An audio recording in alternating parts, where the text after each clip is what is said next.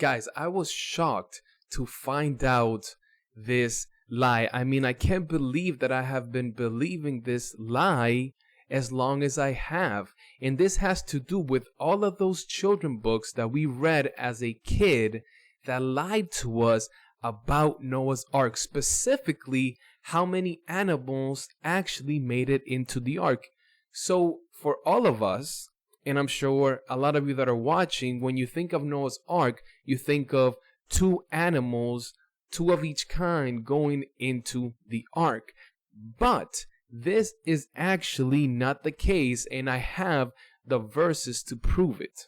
So Genesis 6 says, "But I will confirm my covenant with you, so enter the boat, you and your wife and your sons and their wives. Bring a pair of every kind of animal, male and female, into the boat with you to keep them alive." So far, so good. Now let's look at chapter 7.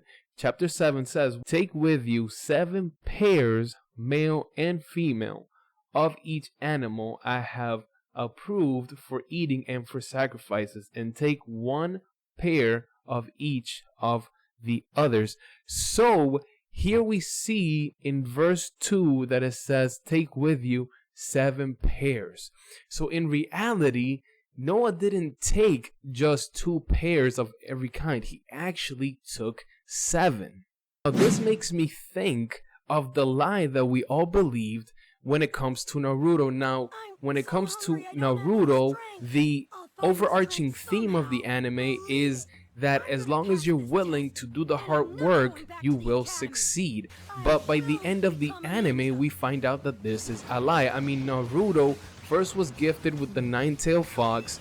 He comes from one of the most gifted ninjas in the village. His dad and also his mom was gifted as well. So really, this guy had in himself, through genetics, through the fox that was in him, all of the makings of a great leader, of a great ninja. So it wasn't just through hard work. He was gifted from the beginning.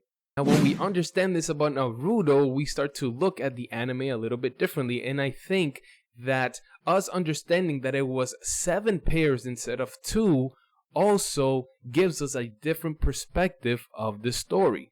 But before all of this, we need to ask ourselves a question. Did God change his mind? Right in chapter 6, it says that he told Noah 2 pairs. But by chapter 7, we find out that he tells him to bring in 7 pairs. So did God change his mind?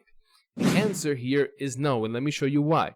So if we look at Genesis 6, it says, "Bring a pair of every kind of animal, a male and female, into the boat with you to keep them alive during the flood." So the purpose of these 2 pairs that God is talking about is for Noah to make sure that these 2 pairs survive until the flood is over. Now let's look at chapter 7. It says, verse 2, "Take with you 7 pairs, male and female, of each animal I have approved for eating and for sacrifices." So here we actually find out that what God is doing, he is expanding on the original instructions. He's not changing his mind, but he is now telling Noah the totality of his instructions. And that is that there will be a pair of animal that will be kept alive in order for them to continue the animal lineage. And the other pairs are meant for sacrifice, as we see here at the end of verse 2. Now, knowing that it was 7 pairs instead of 2 also makes this story even more amazing, because at the end of the day, Noah fit more animals in the ark than we originally thought. So this story is actually more amazing, and God was able to do even more amazing things than we thought originally. And I mean, those that believe that it was only 2 pair of animals. And maybe I'm the only one on this boat. I don't know. You guys tell me in the comments. Did you believe it was 2?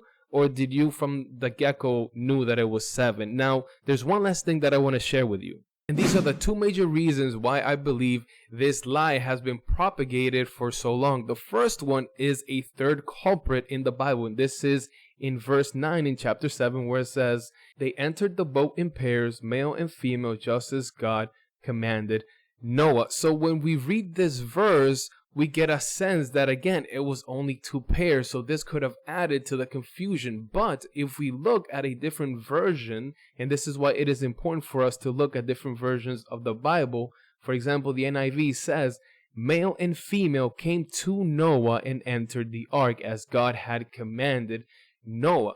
So what this verse is simply doing is telling us the order in which these animals went into the boat. And the last thing that I want to share with you is the other culprit that is responsible for this lie to be propagated, and that is the artists. Now, there's something that we need to consider here, and that is when it comes to storytelling, there's something that we need to understand, and that is that artists are focused on making the visuals appealing to children. So in this case, think about it. What is more appealing? 7 pairs of zebra on a page, or 1 pair of every kind of animal or a few animals in that page, right? The variety is obviously going to be more appealing and is going to be more engaging to a child than just the same animal being repeated. So this is what I wanted to share with you guys. I thought that this was interesting. To be honest with you guys, I feel a little bit ashamed of the fact that I didn't catch this detail sooner. And this just goes to show that we should always read the Bible for ourselves, and we should read it carefully. So I just want to ask you in the comments, let me know, am I the only one here? Did you guys at some point believe that it was only 2 pairs?